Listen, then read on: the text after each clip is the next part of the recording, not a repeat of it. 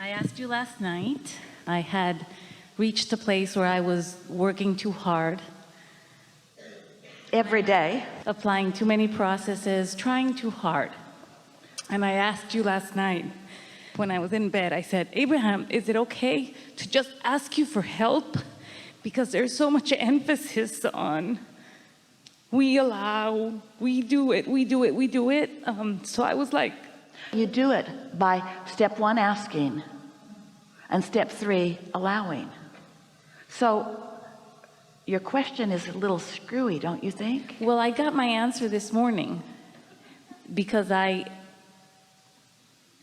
wanted or needed something new. And when I walked in today and you gave that the whole first opening, I felt my answer had been... It was for you. I knew it. I absolutely knew it. So I got my answer. I know now, and what I was asking you right now, when I was asking you to come up here, I want to know how to apply it more specifically in my life. You know that I'm knee-deep in life, and I'm trying to find a balance, still do the things I need to do, and apply just enough daydreaming.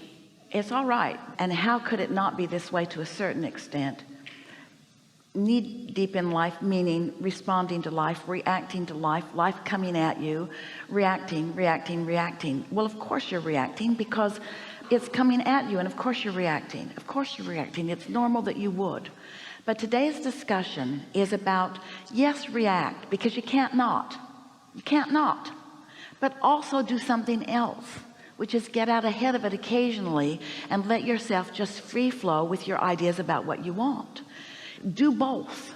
Don't just react, because by just reacting you continue to want and not allow, and want and not allow, and want and not allow, and want and not allow.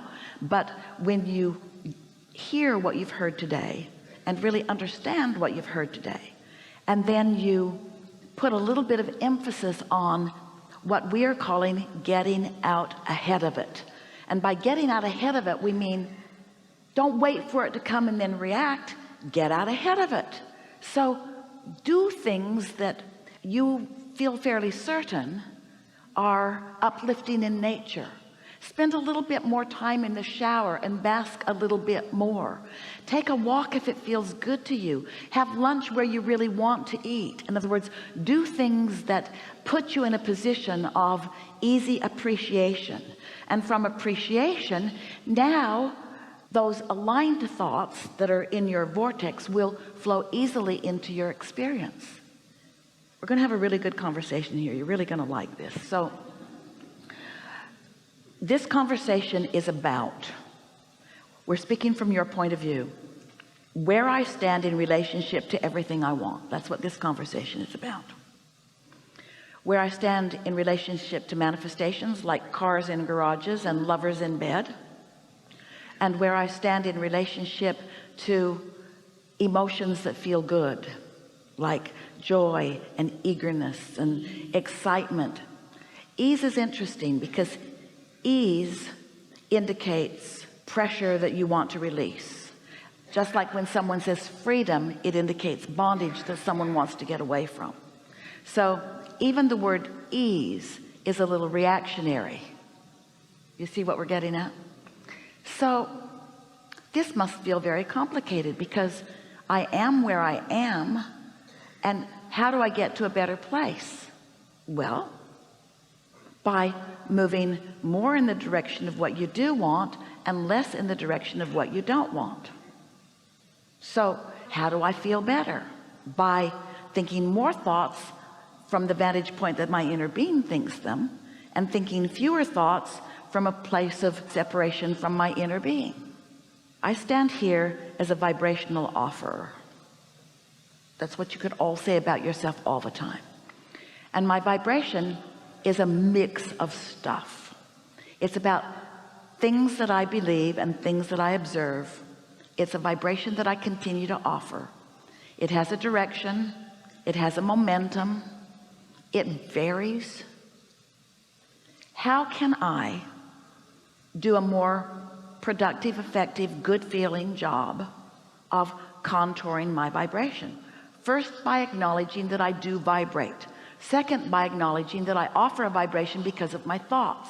Third, by acknowledging, since I vibrate and offer my vibration because of my thoughts, I can direct my thoughts. Next, by acknowledging that I can choose better feeling thoughts or worse feeling thoughts, and the more I choose better feeling thoughts, the more the momentum goes that way. So it really is about just thought by thought deciding which direction I want to be more dominant. You're following?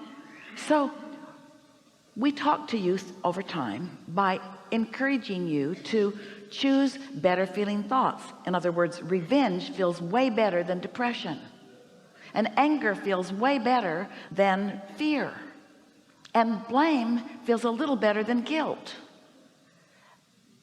These are subtle changes in your vibration that if you were on top of it, and if you understood the principle of resistance and releasing resistance, then it would be easy for you, thought by thought, to just choose better feeling things. But if life is coming at you and you are reacting to life, then your life feels out of control and you get knee deep in a dominance of unwanted things. Yes? Yes. So how do you get out ahead of it? Well, maybe something can break the cycle. Maybe someone could swoop into your life with such clarity and passion that you could observe them for a while and you might feel a little better as you develop dependency upon them, which isn't a good idea. Or maybe you can get a little more rest and take it a little easier, which would give you a little more physical stamina and a little greater resolve to reach for better feeling thoughts. You could meditate every day, which would quiet your mind and actually stop all of that resistant vibration, which would give you an opportunity to get out ahead of it. Just something to sort of break the cycle. Now we're going to demonstrate something that works, but it's doing it the hard way. And then we'll talk about something that works, that is doing it the easy way. And maybe the hard way seems like the right way to you. We think the easy way is a better choice, but that's just us. We're resistance free.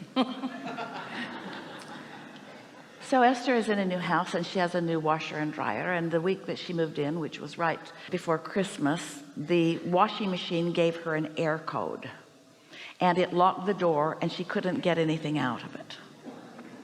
So she Googled what the air code meant and it looked really complicated.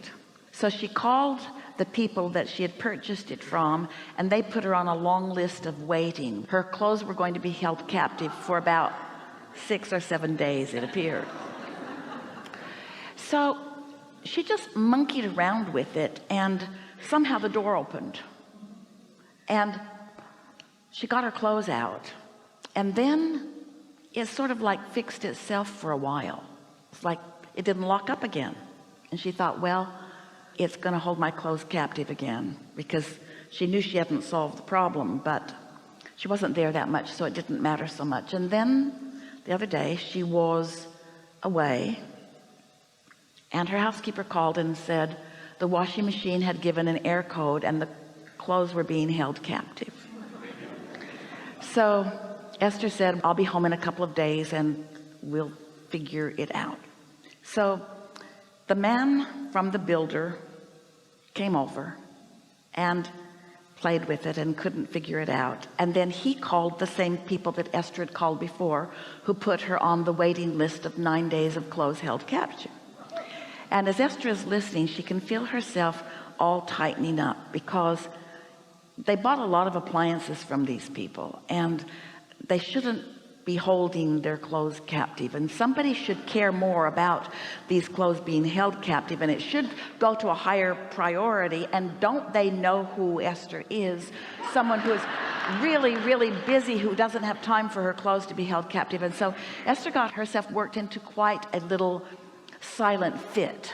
She didn't want to misbehave in front of her contractor, but she sort of wanted to kill somebody.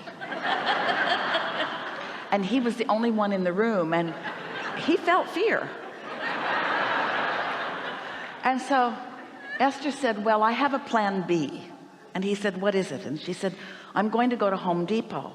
And he said, okay. And she said, I'm going to buy a crowbar. He gets a smile on his face and he says, okay. And I'm going to pry the door open and get my clothes out. And now he's really smiling because he believes her. And then I'm going to call someone and say, can you please come and get this pile of metal and haul it to the dump? And then I'm going to call somebody else and say, will you bring that shiny bright new washing machine over and deliver it? And she said, and I'm going to do all of that today. And now they're laughing because it's a ridiculous story, but it was shiny and bright. It felt like freedom. It felt like the bondage had lifted. In other words, it was a ridiculous plan, but it was a plan. And she no longer felt bound and held captive by people who don't care. And now she's really laughing, and so is her contractor. And now they're laughing. Which pile is she in? And then she looked at her washing machine. It's a Maytag. And she said, oh, you know what? The Maytag repairman is just waiting for someone to call because he has nothing to do. And the contractor laughed and said, that's right. So Esther Googled Maytag repairman, and he was just sitting there with nothing to do. He said, I'll be right there. He came over. He said, this is a known issue that we have with this particular model. He fixed it. Her clothes were not held captive, and she lived happily ever after. So what's that about? Now, Esther's unique in that Esther does not want to be mad, even when she knows she's perfectly justified in being mad. And so she was guided, even though it was not easy, to a stream of thoughts that led her to an idea that she couldn't find before.